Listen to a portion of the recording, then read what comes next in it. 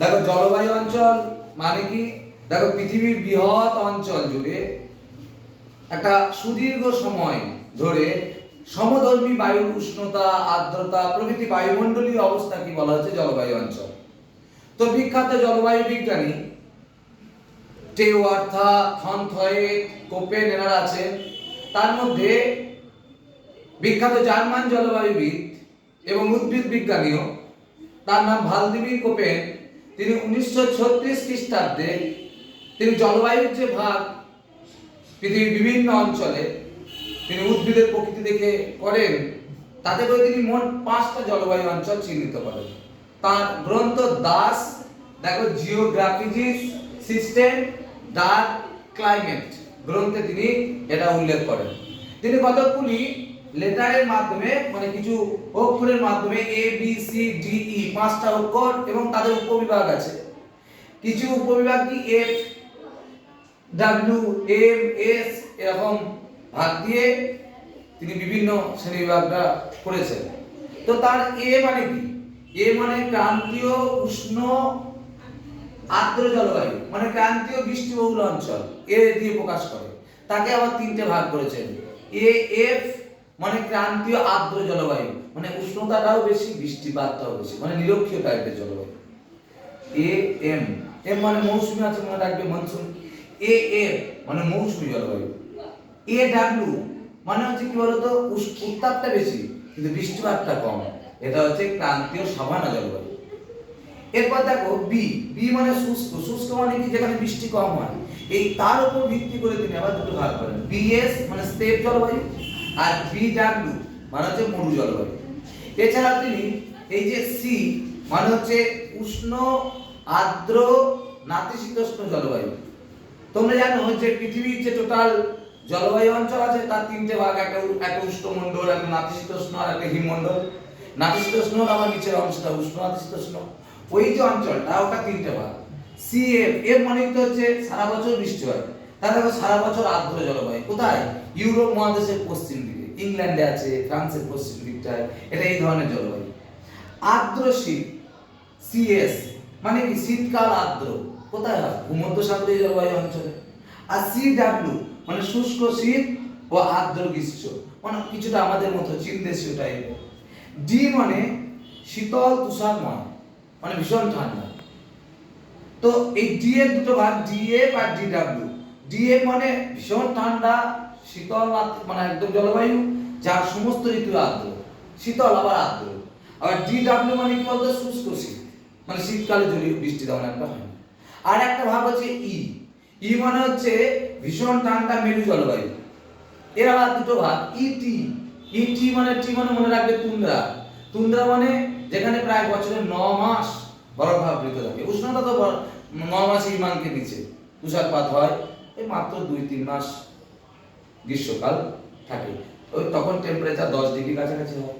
তার থেকেও ঠান্ডা মানে তুন্দ্রা অঞ্চলের পরেরটা মেরু জলবায়ু, ই এফ দ্বারা বোঝানো। এইভাবে তিনি বিভিন্ন প্রকার সাংকেতিক চিহ্নের মাধ্যমে মানে প্রধান ভাগ, তাদের উপভাগ আর বিভিন্ন ভাগ তিনি প্রকাশ করেন। তো আমাদের এইচএস এখান থেকে শর্ট তো খুবই ইম্পর্টেন্ট আছে। এ এম মৌসুমী, আবার দেখো সিএস ভূমধ্যসাগরীয়, এ এফ ক্রান্তীয় উষ্ণ আর্দ্র, এই ধরনের ইটি মানে তুন্দ্রা, এই ধরনের একটা শর্ট কিন্তু দিয়ে দেয়। ঠিক আছে? তো এই শর্টের জন্য এই জলবায়ু অঞ্চলটা ভীষণ প্রয়োজন। এত জলবায়ু অঞ্চল আছে, তার উপর তোমাদের সিলেবাসে ধরেছে নিরক্ষীয় জলবায়ু, মৌসুমী জলবায়ু আর ভূমধ্যসাগরীয় জলবায়ু সম্বন্ধে বর্ণনা দেওয়া আছে। এই 3টে জলবায়ু ক্লাস 10 এবং 8 এই ক্লাসগুলোতেও আছে, তাই আমরা এটা একটা একটা করে বলবো। দেখো প্রথম যেটা আমরা বলবো সেটা হচ্ছে দেখো নিরক্ষীয় জলবায়ু। কি জলবায়ু? নিরক্ষীয়। দেখো নিরক্ষীয় জলবায়ু, আগে ছবিটা ভাবো, এটা হচ্ছে পৃথিবী, এটা হচ্ছে কি গো নিরক্ষরেখা, তাই তো? নিরক্ষরেখার এরিয়াটা তুমি নিয়ে নিতে পারো প্রায় 10 ডিগ্রি। এইখানের মধ্যে যে দেশগুলো অবস্থান করে, যেমন তুমি যদি বলো এটা দক্ষিণ আমেরিকা, এটা হচ্ছে উত্তর আমেরিকা, এটা দেখো আফ্রিকা, এখানে এশিয়ার কিছু দেশ। এবার নিরক্ষীয় জলবায়ু কি? নিরক্ষরেখার উভয় দিকে এর নিরক্ষরেখা উভয় দিকে 5 ডিগ্রি, এই ক্ষেত্রে আবার 10 ডিগ্রি উত্তর এবং 10 ডিগ্রি দক্ষিণ। কোন বইয়ে থাকে নিরক্ষরেখা উভয় দিকে 5 ডিগ্রি উত্তর এবং 5 ডিগ্রি দক্ষিণ। কোন বইয়ে আবার থাকে নিরক্ষরেখার উভয় দিকে 10 ডিগ্রি উত্তর এবং 10 ডিগ্রি দক্ষিণ। আবার কিছু বইয়ে থাকে 5 ডিগ্রি থেকে 10 ডিগ্রি, যেটা ইচ্ছে বলা যায়। এর মধ্যবর্তী অঞ্চলে যে জলবায়ু উষ্ণ আর্দ্র জলবায়ু বিরাজ করে তাকে নিরক্ষীয় জলবায়ু বলে। এবার আঞ্চলিক অবস্থান কি নিরক্ষীয় জলবায়ু? আঞ্চলিক অবস্থান হচ্ছে, দেখো এই যেটা ব্রাজিলের আমাজন নদীর অববাহিকা, ইকুয়েডর, ভেনেজুয়েলা, আফ্রিকা মহাদেশে কঙ্গো, জাইরে, কেনিয়া, আমাদের এশিয়া মহাদেশে আছে ওই নিরক্ষরেখা বরাবর যেগুলো জাভা, সুমাত্রা, এগুলোতে জলবায়ু দেখা যায়। নিরক্ষীয় জলবায়ু পরে পয়েন্ট করবে কি বলতো? বৈশিষ্ট্য। নিরক্ষীয় জলবায়ুর বৈশিষ্ট্য কি? 1 নম্বর কি বলতো? সূর্যরশ্মি সারা বছর লম্বভাবে কিরণ দেয়। তারপরে কি হয়? সারা বছর উত্তাপ অনেক বেশি থাকে, গড় উত্তাপ থাকে প্রায় 27 ডিগ্রি সেলসিয়াস। 2 নম্বর কি বলতো? প্রত্যেক দিন অপরাহ্নে বৃষ্টি হয়, একে 4 o'clock রেইনফল বলে। পরিচলন পদ্ধতিতে বৃষ্টি হয়, আকাশ কিউমুলোনিম্বাস মেঘে ঢেকে যায়, তাই তো? তাই রাত্রিবেলায় উষ্ণতা অনেকটা কমে যায়, তাই একে ক্রান্তীয় শীতকাল বলে। এই নিরক্ষীয় জলবায়ু অঞ্চলে কিন্তু ঋতু পরিবর্তন হয় না।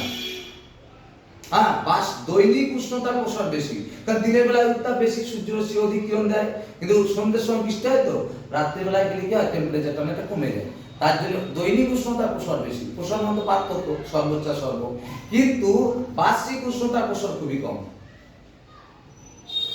এবং তুমি যদি এই নিরক্ষীয় অঞ্চলে তুমি যদি একটা লেখচিত্র দেখো, তাহলে দেখা যায় এইটা উষ্ণতার লাইন যদি আমরা ধরে নিই, আর এটা যদি বৃষ্টিপাতের লাইন ধরবো, যে প্রতিটা মাস অনুসারে দেখবো, তাহলে দেখবো উষ্ণতা লাইন আর বৃষ্টিপাতের খুব একটা তারতম্য থাকে না। যদি উষ্ণতা লাল কালি দিয়ে দেখানো হয়, বৃষ্টিপাত যা ইচ্ছা দেখানো যায়।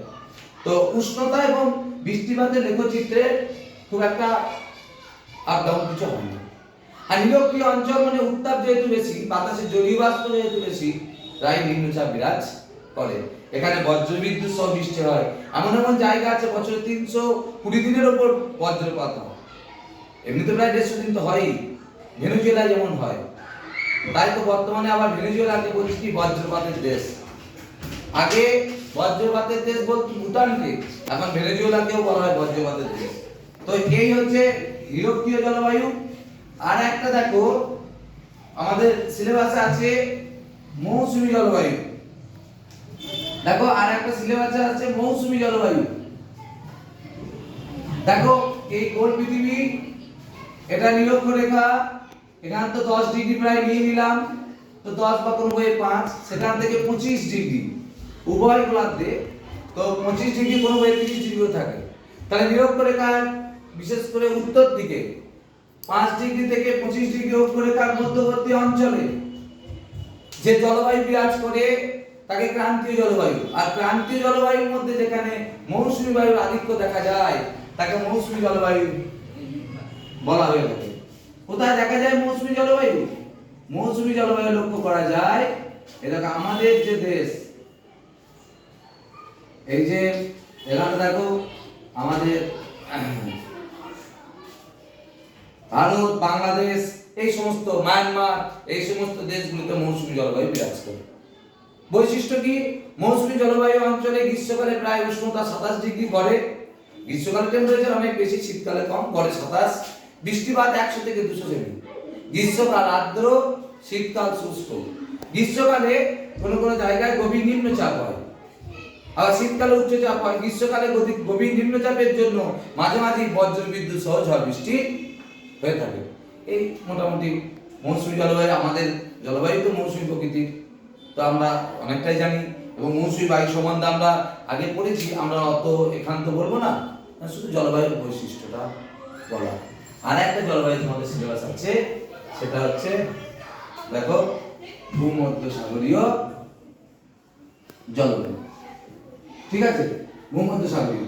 এই নিরক্ষরেখার উভয় দিকে, আমি আর কি বললাম, ভূমধ্যসাগরীয় হচ্ছে নিরক্ষরেখার উভয় দিকে মোটামুটি 25 ডিগ্রি থেকে, তাহলে এই গোল পৃথিবীর যদি করি তাহলে কোথায় বললাম 25 ডিগ্রি থেকে 30 ডিগ্রি থেকে 45 ডিগ্রি, কোনো কোনো বই 40 ডিগ্রি আছে, এটা ভাবার কিছু কারণ নেই। আর দক্ষিণ গোলার্ধে 30 ডিগ্রি থেকে 45 ডিগ্রি অক্ষরেখার মধ্যবর্তী অঞ্চলে যে জলবায়ু বিরাজ করে তাকে ভূমধ্যসাগরীয় জলবায়ু বলে। এবার এই ভূমধ্যসাগরীয় জলবায়ু কোথায় দেখা যায় পৃথিবীতে? যদি এশিয়া মহাদেশ বলো তাহলে ইসরায়েল, লেবানন, জর্ডন, সিরিয়া, তুরস্ক এই দেশগুলোতে দেখা যায়। আর যদি তুমি ইউরোপে বলো পর্তুগাল, স্পেন, ইতালি এদের দক্ষিণে দেখা যায়। আর এছাড়াও অস্ট্রেলিয়া, সিডনি এরকম বিভিন্ন জায়গায় দেখা যায়। আমাদের ঠিক অনেকটা উল্টো জলবায়ু। কি বৈশিষ্ট্য? গড় উষ্ণতা গ্রীষ্মকালে 22 থেকে 27 এবং দেখো বৃষ্টিপাতের পরিমাণ একটু কম, 50 থেকে 100 কাছাকাছি।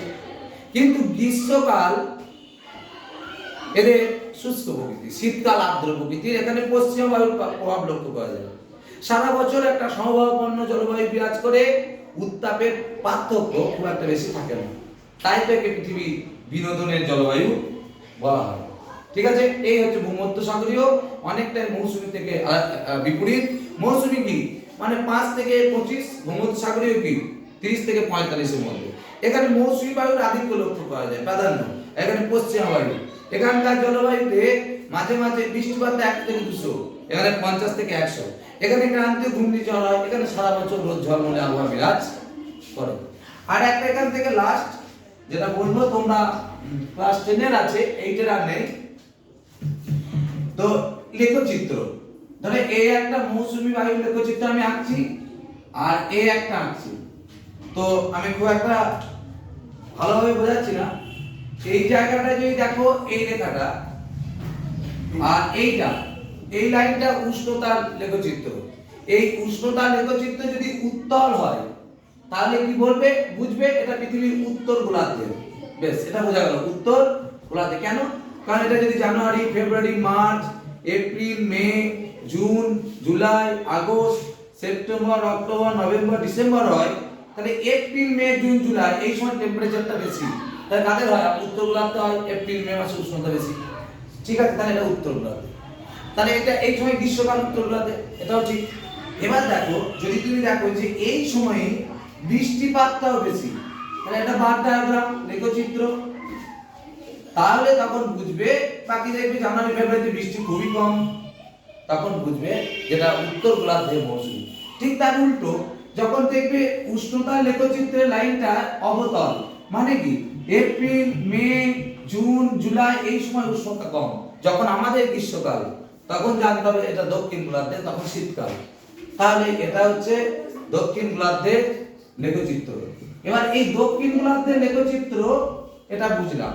এবার দক্ষিণ গোলার্ধে গ্রীষ্মকাল কখন? আমাদের যখন শীতকাল, মানে জানুয়ারি মাস, ফেব্রুয়ারি মাস, এদিকে নভেম্বর, ডিসেম্বর এইগুলোতে যখন দেখবে বৃষ্টি বেশি, আর এই মে, জুন এগুলোতে যখন বৃষ্টি কম, তখন তুমি বুঝে নেবে যে এটা দক্ষিণ গোলার্ধের মৌসুম। কারণ দক্ষিণ গোলার্ধে জানুয়ারি, ফেব্রুয়ারি, এটা দক্ষিণ গোলার্ধে গ্রীষ্মকাল, তাই এটা দক্ষিণ গোলার্ধের মৌসুম। আর একটা লেখচিত্র তোমার করতে হবে, এটা হচ্ছে মৌসুমী বায়ু। আর একটা হচ্ছে যদি ভূমধ্যসাগরীয় দেয়, ভূমধ্যসাগরীয় দিয়ে দিলে এই যে লেখচিত্র, এটা এর ধরো মাস জানুয়ারি, ফেব্রুয়ারি, আমরা সব লিখছি না, এটা নভেম্বর, ডিসেম্বর এরকম। যদি তুমি দেখো যে উষ্ণতার লাইনটা উত্তল, হয়তো এতটা হবে না, কিন্তু মাসটা উত্তল, সেখান থেকে তুমি বুঝতে পারবে যে এটা পৃথিবীর উত্তর গোলার্ধ। ঠিক আছে, এটা পৃথিবীর উত্তর গোলার্ধে। যখন তুমি দেখবে যে বৃষ্টিপাতটা কখন বেশি, বৃষ্টিপাতটা হচ্ছে জানুয়ারিতে বেশি, ফেব্রুয়ারি মাসে বেশি, নভেম্বরে বেশি, ডিসেম্বরে, তাহলে এটা শীতকালে বৃষ্টি। কিন্তু দেখো গ্রীষ্মকালে বৃষ্টির পরিমাণটা কম, তাহলে এটা বুঝে যাবে পৃথিবীর উত্তর গোলার্ধে ভূমধ্যসাগরীয়। আবার তুমি যদি খেয়াল করো, এইখানে ধরে এটা একটা লেখচিত্র। যখন তুমি দেখবে উষ্ণতার লাইনটা কিছুটা অবতল, মানে কি এপ্রিল, মে, জুন, জুলাই এই মাসগুলোতে উষ্ণতা কম, তাহলে তুমি তখন বুঝবে কি এটা দক্ষিণ গোলার্ধে। তা দক্ষিণ গোলার্ধে শীতকাল কোনটা? আমাদের যখন গ্রীষ্মকাল, দক্ষিণ গোলার্ধে শীতকাল, মানে এপ্রিল, মে, জুন এই সময় যদি দেখো বৃষ্টিপাতের পরিমাণটা বেশি, অপেক্ষাকৃত বেশি। অ্যাকচুয়ালি ভূমধ্যসাগরীয়তে তো আর খুব বেশি বৃষ্টি হয় না, অপেক্ষাকৃত যেটা কিছুটা হয় সেটাও শীতকাল হয়। সেই জন্য পশ্চিমা বায়ুর প্রভাবে যখন তুমি দেখবে এপ্রিল, মে, জুন এই সব মাসগুলোতে বৃষ্টি বেশি হচ্ছে, অর্থাৎ আমাদের যখন গ্রীষ্মকাল, এদের তখন তো শীতকাল, স্বাভাবিকভাবে শীতকালে বৃষ্টি হচ্ছে, তখন বুঝতে হবে এটা দক্ষিণ গোলার্ধের ভূমধ্যসাগরীয় জলবায়ু। এই লেখচিত্রটা একটুখানি বুঝে নেবে, এটা টেনে আছে। তোমার এইটে যারা আছো তাদের জলবায়ু অঞ্চল তো অনেক বিস্তৃত বিবরণ আছে, শুধু জলবায়ু নয়, তার সাথে স্বাভাবিক উদ্ভিদ, মানুষের জীবনযাত্রা, সেটা এখানে নেই। পরে আমি যখন ভিডিও করব তখন বড় করে দেবো।